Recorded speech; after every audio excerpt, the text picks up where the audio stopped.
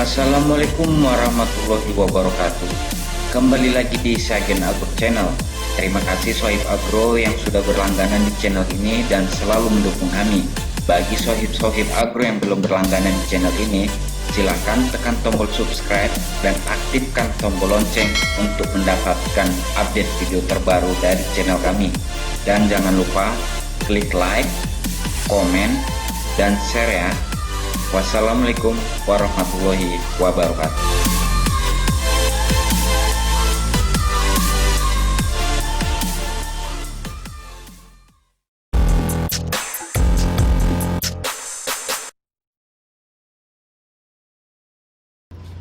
Assalamualaikum warahmatullahi wabarakatuh. Salam sejahtera buat kita semua Sohib Agro.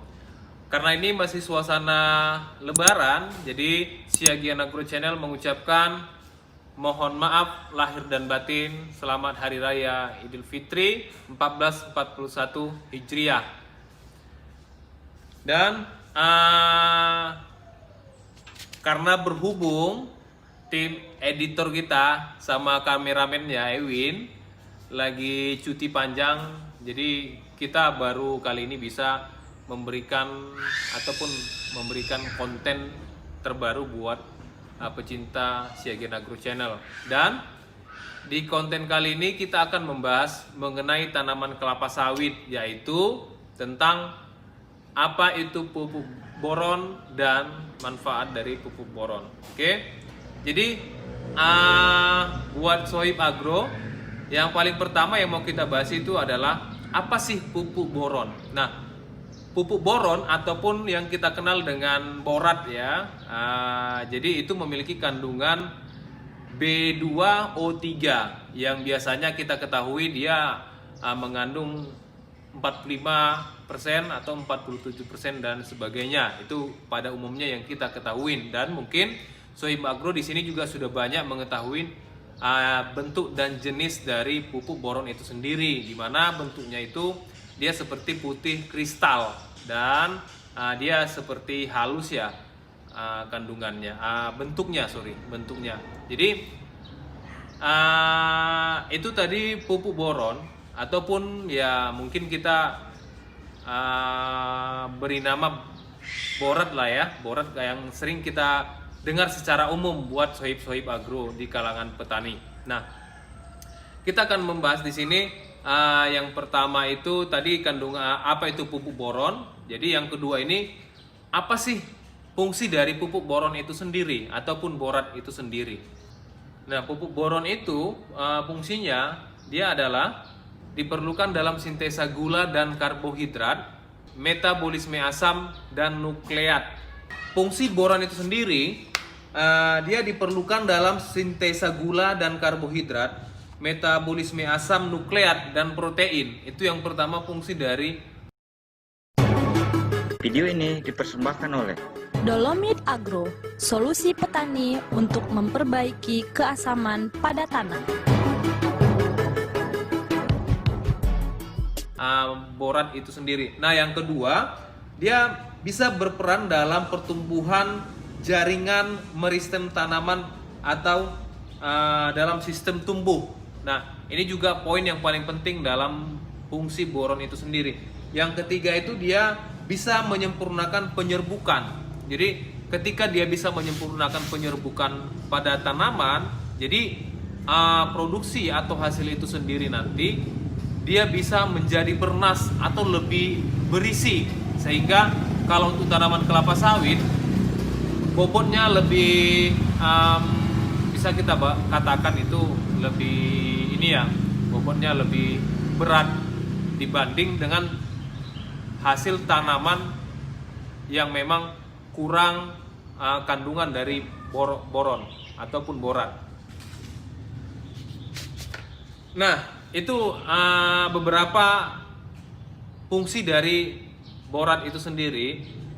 Nah, yang ketiga kita akan mau bahas bagaimana kalau tanaman kelapa sawit kita kekurangan dari boron. Nah, itu ada ciri-ciri tanaman kelapa sawit yang kekurangan boron. Yang pertama itu kita bisa melihat daun tanaman kelapa sawit kita itu seperti mata pancing. Jadi ujung-ujung daun tanaman kelapa sawit kita itu seperti mata pancing, dia membengkok, Sohib Agro.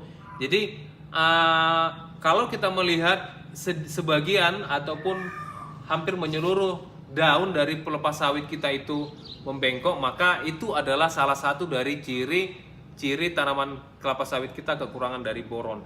Nah, yang kedua ini kita bisa melihat secara fisik.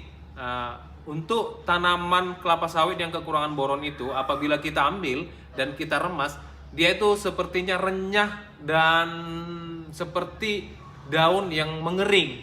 Nah, itu adalah juga salah satu dari kekurangan unsur hara boron tadi. Yang ketiga ini bisa kita perhatikan juga pada daun tanaman kelapa sawit kita itu dia seperti berkerut. Nah, kalau dia tanaman yang normal ataupun unsur haranya cukup, dia tidak ada mengalami defisiensi untuk boron, maka dia akan berbeda dengan yang mengalami defisiensi. Berbedanya kalau tanaman yang tadi unsur haranya cukup, daunnya itu mengkilap dan dia tidak ada kerutan sedikit pun. Tetapi kalau yang tanaman kita yang mengalami kekurangan unsur hara boron tadi, dia kurang mengkilap, bahkan dia akan mengarah kepada berwarna kekuning-kuningan dan dia ada sedikit kerutan, mengkerut dia. Jadi itu adalah termasuk salah satu dari kekurangan boron itu sendiri. Nah, poin keempat ini kita bisa melihat dari pelepah tanaman kelapa sawit kita ini, dia seperti tegang ataupun kaku. Jadi kalau misalnya dia yang normal, yang tidak mengalami defisiensi, dia itu akan kita lihat seperti daunnya agak sedikit melambai. Tetapi karena dia kekurangan boron, maka dia seperti tegang ataupun kaku. Jadi bisa dia menjulang ke atas, tidak melambai ke bawah. Itu adalah salah satu kekurangan dari boron tadi. Dan ketika pelepah itu ketika pelepah itu dia kaku, maka proses pemanenan kita pun akan mengalami kesulitan. Kenapa? Karena pelepah itu sendiri nanti akan keras.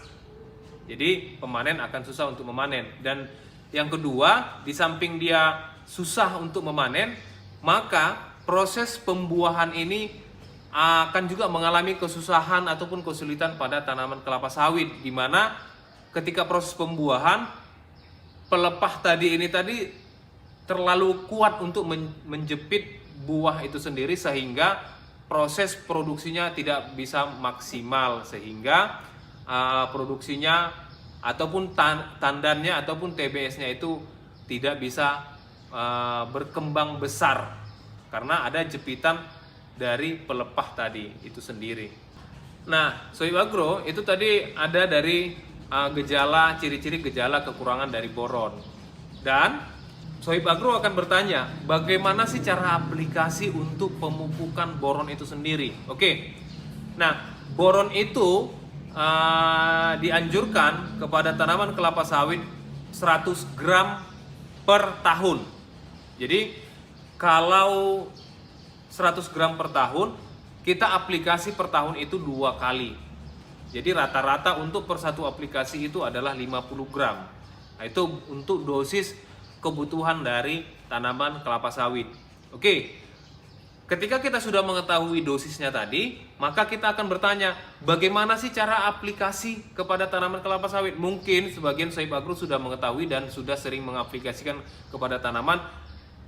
Nah, ada 2 cara kebiasaan untuk mengaplikasi ke tanaman kelapa sawit. Yang pertama ini kita tabur di daerah piringan, tetapi tidak bisa disamakan dengan pemupukan dengan pupuk majemuk lainnya ataupun pupuk tunggal lainnya, ataupun maksud saya tidak bisa kita sesuaikan dengan pupuk makro lainnya, karena pupuk boron ini adalah pupuk mikro yang memang kebutuhan unsur haranya cukup kecil, jadi kita tidak bisa memberikan berlebih. Karena ketika kita berikan berlebih nanti dampaknya ada terhadap tanaman, yaitu dampak negatif. Nah, itu yang pertama tadi, cara pengaplikasian kita tabur di bonggol tanam, di dekat bonggol tanaman, yaitu berjarak mungkin sekitar 50 cm ya, 50 cm di piringan yang dekat dengan bonggol, dan bisa kita melakukannya dua kali tempat saja ini Sohib Agro. Bisa kiri kanan, ya kita bentuk lubang juga boleh, tidak ada masalah agar mengantisipasi erosi ya, pupuk boron tadi. Nah, yang kedua, kita bisa mengaplikasikannya itu di daerah ketiak tanaman. Nah, kenapa di ketiak tanaman? Karena kita mengantisipasi juga ini terjadinya erosi. Karena pemberian dosis yang kita berikan itu cukup sedikit, makanya kita harus betul-betul perhatikan letak posisi pemberian pupuk boron ini tadi. Ketika kita lakukan pemberiannya di daerah ketiak tanaman itu tadi, kita berharap dengan adanya kelembapan ataupun curah hujan, ya pupuk yang sudah kita aplikasi di bonggol ini bisa berangsur-angsur turun ke tanah, sehingga dia bisa terurai di permukaan tanah atau di dalam tanah. Itu tujuannya sebenarnya kenapa kita buat di bonggol, bukan berarti batang tanaman itu bisa menyerap langsung ke sel-sel tanaman, tidak, tetapi kita mengharapkan ada kelembapan ataupun terjadinya curah hujan, makanya pupuk boron yang kita aplikasi di ketiak tanaman itu bisa berangsur-angsur jatuh ke tanah. Nah, begitu Sohib Agro, itu ada dua kebiasaan yang ya cara aplikasi kita untuk pemupukan pupuk boron. Oke. Jadi buat Sohib Agro yang kira-kira masih bingung apa sih manfaat dari pupuk boron itu tadi, jadi kita sudah mengulas sedikit tentang pupuk boron itu sendiri. Jadi di konten kali ini mungkin Sohib Agro sudah bisa menyesuaikan kepada tanaman Sohib Agro yang memang apakah ada indikasi defisiensi boron ataupun tidak.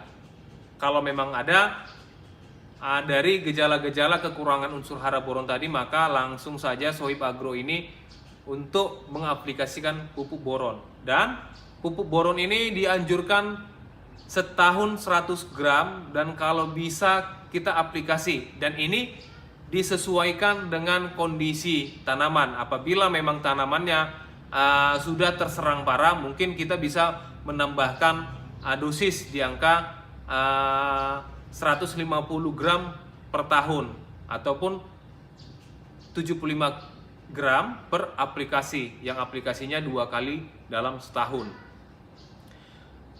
Karena ini memang pupuk mikro, bukan pupuk makro, tetapi pupuk mikro ini adalah pupuk memang pelengkap dari pupuk makro itu sendiri. Apabila tanaman kita kekurangan pupuk mikro, maka pupuk makro yang kita berikan tadi itu mereka juga tidak akan mampu menyempurnakan. Setiap pupuk itu berbeda fungsi dan tujuan unsur hara untuk tanaman. Jadi ketika ada dua jenis pupuk makro dengan pupuk mikro, kita jangan terlalu tidak memperhatikan pupuk mikro, karena pupuk mikro ini juga cukup banyak Sohib Agro. Ada yang kita kenal dengan CU, ada yang kita kenal dengan zinc dan sebagainya. Itu cukup banyak, tapi kita akan membahas nanti di konten-konten berikutnya. Dan yang mesti kita ketahui lagi, pupuk boron ini erat kaitannya dengan pupuk kalium atau dengan kalsium. Oke, Sohib Agro, mungkin demikian informasi yang bisa kita sampaikan kepada Sohib Agro tentang pupuk boron ini. Mudah-mudahan konten ini bisa bermanfaat kepada Sohib Agro. Dan buat Sohib Agro yang sudah subscribe di channel kita ini, terima kasih. Dan yang belum subscribe, mohon di subscribe agar kita bisa memberikan konten-konten yang lebih bermanfaat lagi kepada Sohib Agro. Dan jangan lupa apabila merasa ini bermanfaat, tolong di like, komen, dan subscribe agar kita lebih semangat lagi mengembangkan channel ini. Terima kasih. Assalamualaikum warahmatullahi wabarakatuh. See you.